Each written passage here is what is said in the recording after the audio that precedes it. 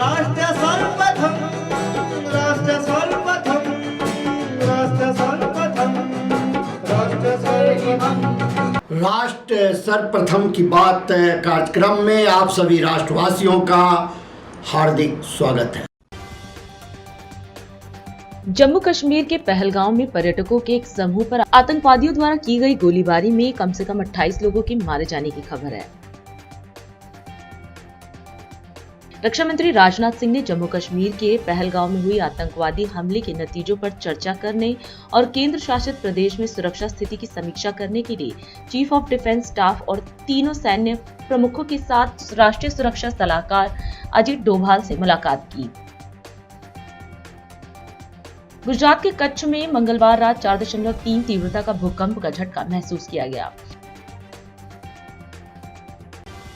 उत्तराखंड उच्च न्यायालय ने उधम सिंह नगर जिले के रुद्रपुर में राष्ट्रीय राजमार्ग पर ध्वस्त की गई मजार से संबंधित मामले की सुनवाई करते हुए याचिकाकर्ता को 24 घंटे के अंदर वहां की मिट्टी को दूसरे स्थान पर ले जाने वाले 2 व्यक्तियों के विवरण उपलब्ध कराने को कहा। जम्मू कश्मीर के पहलगांव में हुए आतंकवादी हमले की वजह से देश में गुस्से और गम का माहौल है।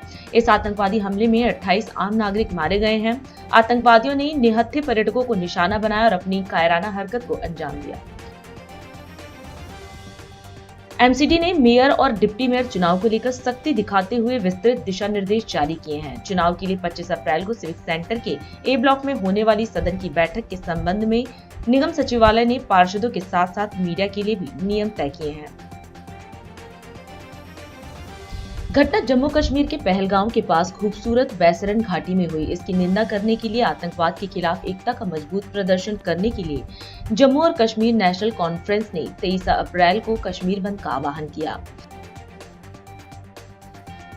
राष्ट्रीय अन्वेषण अभिकरण की एक टीम को एक महानिरीक्षक के नेतृत्व में जम्मू कश्मीर के आतंकवाद प्रभावित पहलगांव के लिए रवाना कर दिया गया। जम्मू कश्मीर के पहलगांव में पर्यटकों पर हुए आतंकी हमले को अमानवीय और बर्बर कृत्य करार देते हुए उत्तराखंड के मुख्यमंत्री पुष्कर सिंह धामी ने इस घटना में अपने प्रियजनों को खोने वाले परिवारों के प्रति गहरी संवेदना व्यक्त की। मध्य प्रदेश के मुख्यमंत्री मोहन यादव ने कश्मीर के पहलगांव में आतंकवादी हमले की निंदा करते हुए कहा कि इस कायरतापूर्ण कृत्य के लिए आतंकवादियों को मुंहतोड़ जवाब दिया जाएगा। जम्मू कश्मीर की वादियां एक बार फिर दहशत की चपेट में आ गई, जब मंगलवार को अनंतनाग जिले के प्रसिद्ध पर्यटन स्थल बैसरन घाटी में आतंकवादियों ने अंधाधुंध गोलीबारी कर दी। इस भयावह आतंकी हमले में 28 लोगों की मौत हो गई, जबकि 17 से अधिक लोग गंभीर रूप से घायल हुए। मृतकों में 2 स्थानीय नागरिक भी शामिल हैं। यह दिल दहला देने वाली घटना मंगलवार दोपहर उस समय हुई जब बैसरन घाटी में 45 पर्यटकों का एक दल प्राकृतिक सौंदर्य का आनंद ले रहा था। तभी घने जंगलों की आड़ से निकले आतंकवादियों ने अचानक गोलियां बरसानी शुरू कर दी। हमले की भयावहता का अंदाजा इस बात से लगाया जा सकता है कि कई लोगों की मौके पर ही मौत हो गई, जबकि अन्य को गंभीर हालत में अस्पताल पहुंचाया गया। घटना के बाद प्रशासन, पुलिस और सेना ने संयुक्त रूप से मोर्चा संभालते हुए इलाके को घेर लिया और राहत व बचाव कार्य शुरू कर दिया। इस हमले के बाद जम्मू कश्मीर से लेकर राजधानी दिल्ली तक हाई अलर्ट घोषित कर दिया गया है। वहीं राष्ट्रपति द्रौपदी मुर्मू, प्रधानमंत्री नरेंद्र मोदी, गृह मंत्री अमित शाह, रक्षा मंत्री राजनाथ सिंह और कांग्रेस अध्यक्ष मल्लिकार्जुन खड़गे सहित तमाम राजनीतिक नेताओं ने इस नृशंस हमले की कड़ी निंदा की है और पीड़ित परिवारों के प्रति संवेदना व्यक्त की। गृह मंत्री अमित शाह ने मृतकों को श्रद्धांजलि अर्पित करते हुए कहा कि यह कायरतापूर्ण कृत्य बर्दाश्त नहीं किया जाएगा और दोषियों को जल्द ही कानून के कटघरे में लाया जाएगा। उन्होंने सुरक्षा एजेंसियों को सख्त कार्रवाई के निर्देश भी दिए हैं। इस बीच प्रधानमंत्री नरेंद्र मोदी ने हालात की गंभीरता को देखते हुए कैबिनेट कमेटी ऑन सिक्योरिटी की आपात बैठक बुलाई। इस उच्च स्तरीय बैठक में गृह मंत्री, रक्षा मंत्री, वित्त मंत्री, विदेश मंत्री, तीनों सेनाओं के प्रमुख और राष्ट्रीय सुरक्षा सलाहकार अजीत डोभाल मौजूद रहे। सूत्रों के अनुसार घाटी में सुरक्षा व्यवस्था को लेकर कुछ बड़े और निर्णायक फैसलों पर चर्चा की गई। इस हमले ने न सिर्फ घाटी की शांति को गहरा आघात पहुंचाया है, बल्कि कश्मीर के पर्यटन उद्योग पर भी इसका सीधा असर पड़ा है। बैसरन घाटी, जो हाल के वर्षों में पर्यटकों की पसंदीदा जगह बन चुकी थी, अब भय और दहशत का प्रतीक बन गई है। टूर ऑपरेटरों और स्थानीय निवासियों ने पर्यटकों का भरोसा लौटाने के लिए सुरक्षा व्यवस्था को मजबूत करने की मांग की है। यह हमला एक बार फिर यह साबित करता है कि आतंकवाद अभी भी देश के लिए एक गंभीर खतरा बना हुआ है।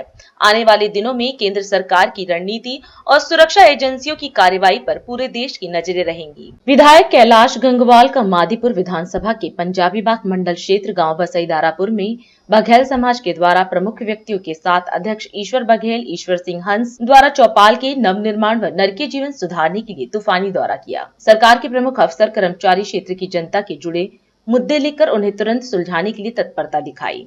कार्यक्रम में प्रमुख रूप से मंडल अध्यक्ष कमल तंवर, वरिष्ठ भाजपा नेता एडवोकेट नवीन मल्होत्रा, हाजी मुजीब चौधरी, लक्ष्मी नारायण, बंटी बघेल, संजय प्रजापति, संजू बघेल, गोपी बघेल, हरि बाबू गुप्ता, राहुल यादव, विशंबर बघेल, तोताराम बघेल, सुरेश तंवर, बलराम तंवर, सुरेश त्यागी, ओम प्रकाश बघेल, नरेश रोहिल्ला व अन्य गणमान्य व्यक्ति भारी संख्या में मौजूद रहे।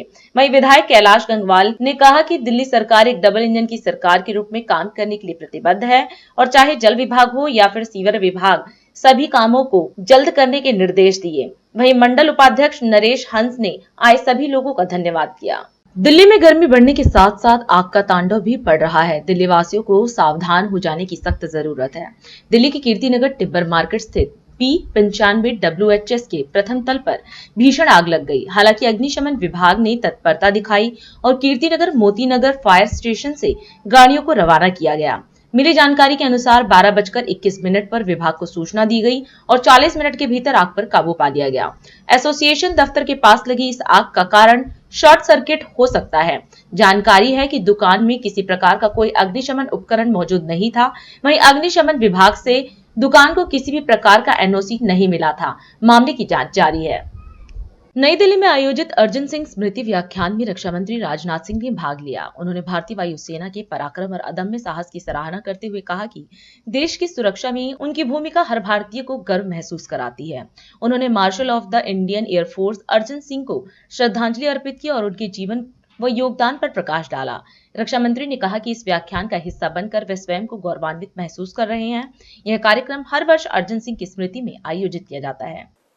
आज आप लोगों ने जो आयोजन किया है उसमें सबसे पहले मैं marshal of the Indian force Arjun Singh ji की स्मृति को नमन करता हूं और उनको अपनी हार्दिक श्रद्धांजलि अर्पित करता हूं।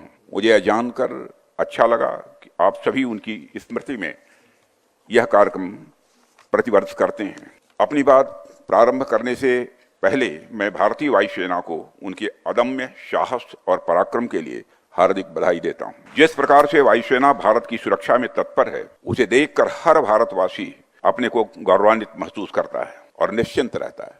हमें इस बात का संतोष रहता है कि आपकी छाया में हमारा पूरा देश सुरक्षित है। मेरी ईश्वर से प्रार्थना है कि आपका शौर्य इसी प्रकार आसमान की ऊंचाइयों को छूता रहे। आज आपने जो यहाँ पर चर्चा के लिए, बातचीत के लिए विषय रखा है, transformation of the Indian force, मैं समझता हूँ कि यह विषय न केवल हमारी एयरफोर्स की अब तक की पूरी यात्रा को अपने भीतर समेटता है, बल्कि यह आने वाले समय में इसकी भूमिका को और सशक्त करने के डिस्कोर्स को भी हमारे सामने रखता है। ऐसे कंटेम्प्रोरी और रेलेवेंट टॉपिक के सिलेक्शन के लिए भी मैं आप सबको बधाई देता हूँ। साथियों, आज मैं खुद को गौरवान्वित महसूस कर रहा हूँ कि मुझे ऐसे ऐतिहासिक व्यक्तित्व के बारे में अपनी बात रखने का अवसर आप सबने दिया है। यह हम सबका सौभाग्य है कि अर्जुन सिंह जी जैसे विजनरी मिलिट्री लीडर्स इस देश में पैदा हुए। उनकी लीडरशिप, उनका विजन और देश के प्रति उनका समर्पण इनक्रेडिबल रहा है। वो अपने दौर के एक विजनरी मिलिट्री लीडर तो थे ही, उनका विजन आज भी उतना ही रेलेवेंट है और आज भी वह भारतीय वायुसेना के लिए और हमारे युवाओं के लिए किसी इंस्पिरेशन से कम नहीं है। उनकी जीवनी अपने आप में इतनी मोटिवेटिंग है जो आने वाली कई पीढ़ियों तक हम सभी को इंस्पायर करती रहेगी। साथियों, मैं यहाँ एक और बात आपसे बताना चाहूँगा। एयरफोर्स की जरूरत को ध्यान में रखते हुए एरो इंजन डेवलपमेंट हमारी सरकार की प्रायोरिटी एरिया है। हम इस पर लगातार काम कर रहे हैं। हमने सभी अवेलेबल ऑप्शंस को अच्छी तरीके से एनालाइज करके एक डिसीजन की ओर बढ़ने का प्रयास किया है। हमारी कोशिश है कि यह इंजन को डेवलपमेंट और को प्रोडक्शन के मॉडल पर फुल इंटेलेक्चुअल प्रॉपर्टी राइट्स के साथ भारत में ही बने। और मैं आपको आश्वस्त करना चाहता हूं कि जल्दी ही इस लक्ष्य को हम हासिल करेंगे। यह हमारी स्पेशल ज्योग्राफिकल और स्ट्रेटेजिक रिक्वायरमेंट्स के अनुरूप हो। मुझे आपको बताते हुए खुशी हो रही है कि हम जल्द ही इस क्षेत्र में महत्वपूर्ण डिसीजन लेने वाले हैं। और साथ ही हमारी यह भी कोशिश रही है कि हमने जो भी प्लेटफॉर्म्स और इक्विपमेंट देश के अंदर डेवलप किए हैं उनके इंडिजिनस कंटेंट में भी लगातार वृद्धि भी होती रहे। और मुझे यह कहते हुए खुशी हो रही है ये सारी चीजें हो भी रही हैं। 5th जनरेशन फाइटर एयरक्राफ्ट और LCA Mark II के डेवलपमेंट पर सरकार विशेष ध्यान दे रही है। LCA प्रचंड के एडिशनल नंबर्स की प्रोक्योरमेंट को सरकार से स्पेशल अप्रूवल भी हाल में मिल चुका है। LCA Mark I के एडिशनल ऑर्डर्स अभी प्रोग्रेस में हैं।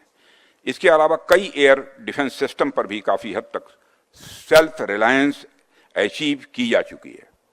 यदि मैं उनके नाम गिनाऊं, Astra mark II, Pralay, smart, anti field weapon, anti radiation missile तथा very short range air defence system जैसे कई वेपन सिस्टम प्रोडक्शन और डेवलपमेंट के अलग अलग स्टेजेस पर ये हैं। साथियों, हमारे साइंटिस्ट्स, इंजीनियर्स और डेवलपर्स ने आत्मनिर्भरता के हमारे प्रयासों को पूरी तरह से सपोर्ट किया है। Tejas light combat aircraft, Dhruv advanced light helicopters, light utility helicopter Prachand, Akash और ब्रह्मोस एयर डिफेंस वेपन्स जैसे इक्विपमेंट भारतीय डिजाइनर्स, इंजीनियर्स और साइंटिस्ट की कैपेबिलिटी के शाइनिंग एग्जाम्पल्स हैं। साथियों, इन सारी बातों का जिक्र मैंने इसलिए किया है ताकि मैं यह बात आप अंडरलाइन कर सकूं कि हमारे एयरफोर्स ने बदली परिस्थितियों के अनुसार खुद को अपडेटेड रखा है। अभी समय है एक ब्रेक का।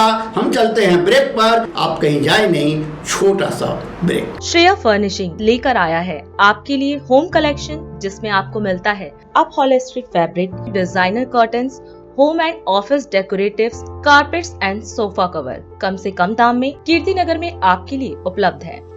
Powered by Kamal Buildtech Private Limited, fulfilling promises. With our professional team and experience of delivering projects in past, we guarantee you peace of mind and top quality work in an affordable price.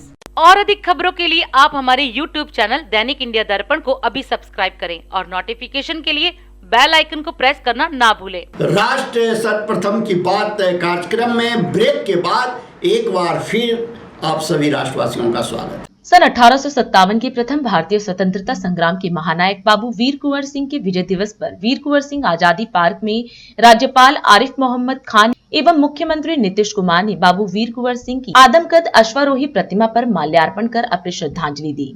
वहीं मुख्यमंत्री नीतीश कुमार 1957 के प्रथम भारतीय स्वतंत्रता संग्राम के महानायक बाबू वीर कुंवर सिंह के विजय दिवस पर भारतीय वायुसेना की सूर्य किरण एरोबेटिक टीम के प्रदर्शन कार्यक्रम में शामिल हुए। सभ्यता द्वार के सामने जेपी गंगा पथ पर बने कार्यालय स्थल से मुख्यमंत्री ने भारतीय वायुसेना की सूर्य किरण एरोबेटिक टीम द्वारा किए गए अलग अलग प्रदर्शन और करतब को देखा।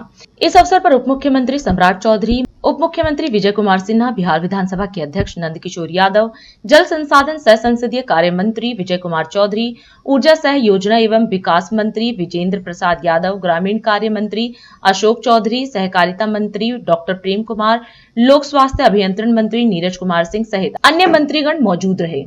बेंगलुरु में कांग्रेस अध्यक्ष मल्लिकार्जुन खड़गे और पवन खेड़ा ने प्रेस वार्ता की। इस दौरान कांग्रेस अध्यक्ष ने जम्मू कश्मीर के पहलगांव में हुई आतंकी घटना पर गहरा दुख जताया। उन्होंने कहा कि कायर आतंकियों ने निर्दोष पर्यटकों की निर्मम हत्या की, जिससे पूरा देश स्तब्ध और आहत है। कांग्रेस पार्टी इस नृशंस हमले की कड़ी शब्दों में निंदा करती है। खड़गे ने बताया कि उन्होंने केंद्रीय गृह मंत्री अमित शाह और जम्मू कश्मीर के पूर्व मुख्यमंत्री उमर अब्दुल्ला और अन्य स्थानीय नेताओं से इस विषय पर बात की है। So very unfortunate incident happened in Pahalgam, Jammu and Kashmir, and dastardly killed innocent, unsuspecting tourist by terrorists in Pahalgam. Yesterday, around 2:30 p.m., has deeply hurt, shocked, and saddened us all. The Congress party unequivocally condemns this cowardly act of terror and those responsible for it in the strongest possible terms. This attack is a direct assault on the unity and integrity of our nation. Since the horrific Chittis Singh Pura massacre in 2000, this is among the most brazen and outrageous attempts by terrorists and separatists. We firmly reiterate those who murdered unarmed and innocent civilians cannot be human. Late last evening, I spoke to Union Home Minister Sri Amit Shah. He was in Kashmir, and I also spoke to Umar Abdullah, Chief Minister of Jammu and Kashmir, and further I also spoke to local leaders like Pradesh Congress Committee Adhyaksh and also LOP of our party. And I gathered many informations, but at present I think it is not necessary to tell everything. I condemn, because I have come here, condemn this cowardly act done by terrorists. And whosoever is there, the Amit Shah told me that they are going to take action drastically in that area. Congress Working Committee will meet. I have asked to convene the Congress Working Committee tomorrow at 11 a.m. in AICC office, our old 24 Akbar Road, New Delhi, to discuss regarding the same thing. Kashipur के सहायक सहभागीय परिवहन कार्यालय में नवनिर्मित automated driving test track और निशुल्क ambulance सेवा का शुभारंभ किया गया। इस अवसर पर मुख्यमंत्री पुष्कर सिंह धामी ने कार्यक्रम में शिरकत की और लगभग 4.5 करोड़ रुपए की लागत से बने इस आधुनिक कार्यालय के लोकार्पण पर जनता और अधिकारियों को बधाई दी। उन्होंने कहा कि इससे परिवहन सेवाएं पारदर्शी और तकनीकी रूप से सशक्त होंगी। ऑटोमेटेड ड्राइविंग टेस्ट ट्रैक से ड्राइविंग लाइसेंस प्रक्रिया में पारदर्शिता बढ़ेगी और सड़क सुरक्षा भी बेहतर होगी। भाइयों एवं बहनों, बड़े बुजुर्गों, नौजवान साथियों, मैं आज इस अवसर पर आप सभी का हृदय से स्वागत करता हूं, अभिनंदन करता हूं। भाइयों बहनों, मैं आज संभागीय परिवहन अधिकारी कार्यालय काशीपुर के नवनिर्मित कार्यालय भवन एवं ऑटोमेटेड ड्राइविंग टेस्ट ट्रैक का लोकार्पण होने पर परिवहन विभाग के सभी कर्मचारीगणों को, सभी क्षेत्रवासियों को और आज काशीपुर समेत काशीपुर, बाजपुर समेत पूरे उधम सिंह नगर और पूरे कुमाऊं क्षेत्र के सभी क्षेत्रवासियों को बधाई देता हूं, शुभकामनाएं देता हूं। लगभग 4.5 करोड़ रुपए की लागत से बने इस भवन का लोकार्पण होने से जहां एक और परिवहन विभाग से जुड़े हुए सभी कामों में तेजी आएगी, उनको जल्दी पूरा किया जा सकेगा। आम जनमानस को पारदर्शी एवं तकनीकी रूप से सक्षम सेवाएं भी मिलेंगी। एक दिन में लगभग 30 के आसपास लोगों को लाइसेंस भी उनके बनाए जा सकेंगे। साथ ही 7 करोड़ रुपए की अधिक लागत से काशीपुर, हरिद्वार एवं ऋषिकेश में बनाए गए ऑटोमेटेड ड्राइविंग टेस्ट ट्रैक का शुभारंभ होने से न केवल ड्राइविंग लाइसेंस के टेस्ट में पारदर्शिता आएगी, बल्कि सड़क सुरक्षा में भी सुधार सुनिश्चित होगा। इसके साथ ही आज CSR के माध्यम से काशीपुर के वार्डों हेतु वाटर कूलर और निःशुल्क एम्बुलेंस का भी फ्लैग ऑफ किया गया है। इसके लिए भी मैं सभी क्षेत्रवासियों को बधाई देते हुए इन दोनों सेवाओं को धरातल पर उतारने वाले सभी संबंधित महानुभावों को साधुवाद देता हूं। भाइयों बहनों, आदरणीय प्रधानमंत्री श्री नरेंद्र मोदी जी के कुशल नेतृत्व में देश भर में जहां एक और रोड कनेक्टिविटी को सुदृढ़ किया जा रहा है, वहीं वर्ष 2030 तक सड़क दुर्घटनाओं में मृत्यु दर को आधा करने के लक्ष्य पर भी कार्य किया जा रहा है।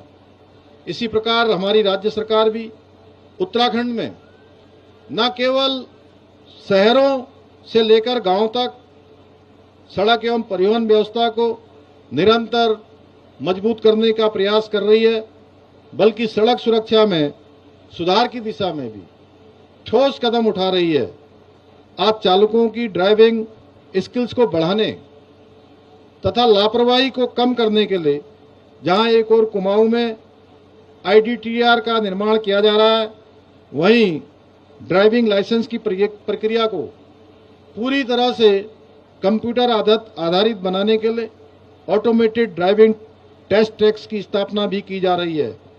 इसके साथ ही देहरादून में राज्य सरकार द्वारा IDTR और माइक्रोसॉफ्ट कंपनी के संयुक्त तत्वाधान में मोबाइल आधारित सॉफ्टवेयर विकसित किया गया है, जिसके माध्यम से ड्राइविंग लाइसेंस परीक्षा मानवीय हस्तक्षेप के बिना ली जा रही है, यानी कि सारी प्रणाली ऑटोमेटेड होगी।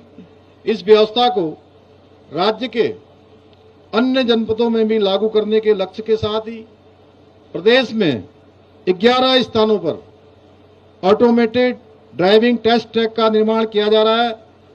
इसके अतिरिक्त वाहन चालकों को उच्च स्तरीय प्रशिक्षण प्रदान करने के लिए देहरादून की भांति हल्द्वानी में भी एक बृहद चालक प्रशिक्षण संस्थान की स्थापना की जा रही है।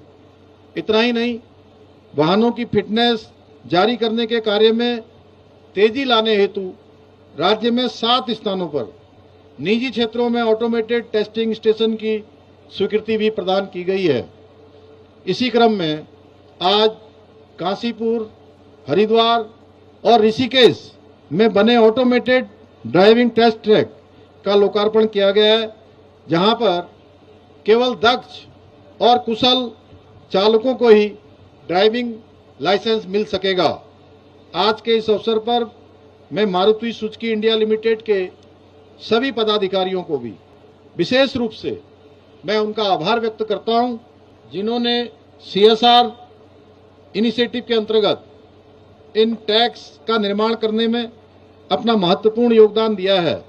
नौखानाड़ी में मुख्यमंत्री भजनलाल शर्मा की उपस्थिति में भक्त शिरोमणि श्री धन्ना भगत जी की 610वीं जयंती के अवसर पर कार्यक्रम आयोजित किया गया। इस दौरान मुख्यमंत्री ने संत शिरोमणि के दिव्य दर्शन कर समस्त प्रदेशवासियों के सुख समृद्धि एवं कल्याण हेतु प्रार्थना की। वहीं कार्यक्रम को संबोधित करते हुए उपस्थित जनों को संत शिरोमणि के आदर्शों एवं शिक्षाओं के अनुरूप सरकार द्वारा प्रारंभ की गई विभिन्न जन कल्याणकारी योजनाओं, आध्यात्मिक विकास परियोजनाओं एवं सांस्कृतिक संरक्षण के प्रयासों की विस्तार पूर्वक जानकारी दी। आज के इस पवित्र धाम संत धन्ना भगत की जयंती पर उनकी पवित्र जन्मभूमि में आने का मुझे अवसर मिला है। अवसर ही नहीं, एक साथ आप सभी भक्तों के दर्शन का भी लाभ मुझे मिला है। निश्चित रूप से मैं धन्य हुआ हूं। मैं कह सकता हूं कि आज मेरा दिन बहुत अच्छा है कि जो ऐसे भगत शिरोमणि धन्ना भगत जी के मैं जयंती पर आया हूं। परम श्रद्धेय सभी को मैं इतना कहना चाहता हूं कि हमारे साधु संत, ऋषि मुनि, महंत, इनके मार्गदर्शन में हमेशा से हमारी संस्कृति का विकास होता रहा है। हमारे विचार और हमारी संस्कृति को आगे बढ़ाने का काम किया है।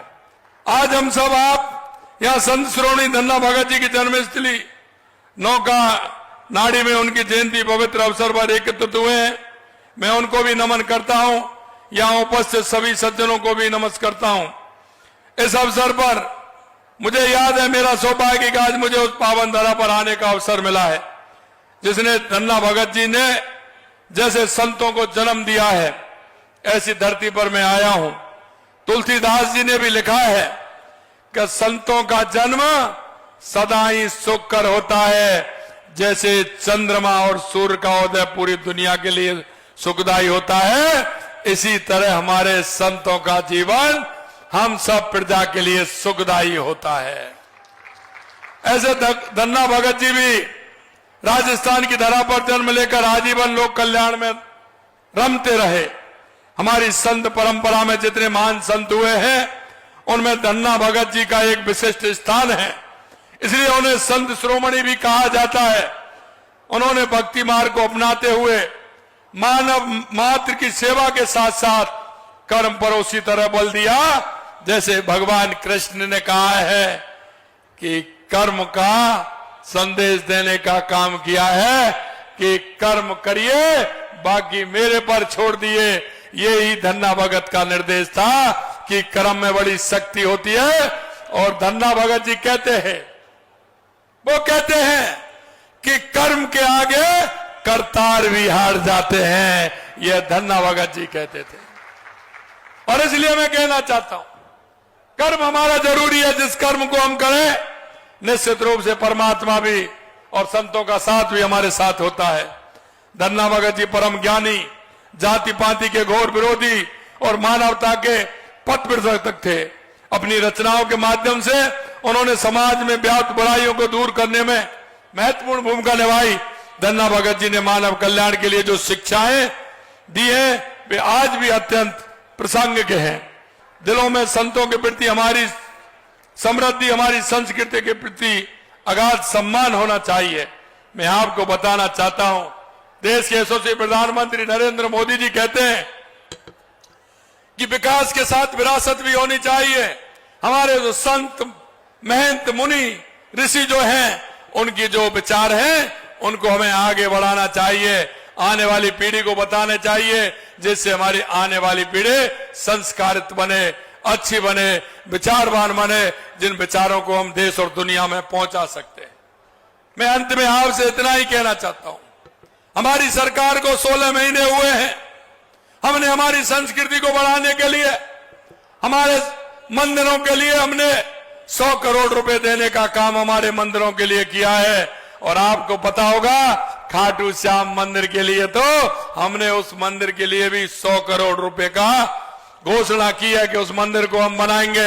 हमारे देश के यशस्वी प्रधानमंत्री नरेंद्र मोदी जी ने हमारे सांस्कृतिक उत्थान के लिए, मैं कह सकता हूं, यह सनातन का स्वर्णिम काल है। तो मुझे लगता है कि इसमें कोई अत्युक्ति नहीं होगी अगर हम स्वर्ण काल कहेंगे। मैं एक बात दावे के साथ कह सकता हूं कि माननीय प्रधानमंत्री जी के कार्यकाल में सनातन संस्कृति के संरक्षण, संवर्धन के लिए जितना काम हुआ है उतना पहले कभी नहीं हुआ। एक बार पुनः संत शिरोमणि धन्ना भगत जी को श्रद्धा पूर्वक नमन करता हूं। आप सभी को बहुत बहुत धन्यवाद देता हूं। जय हिंद, जय भारत, जय राजस्थान। और अधिक खबरों के लिए आप हमारे YouTube चैनल दैनिक इंडिया दर्पण को अभी सब्सक्राइब करें और नोटिफिकेशन के लिए बेल आइकन को प्रेस करना ना भूलें।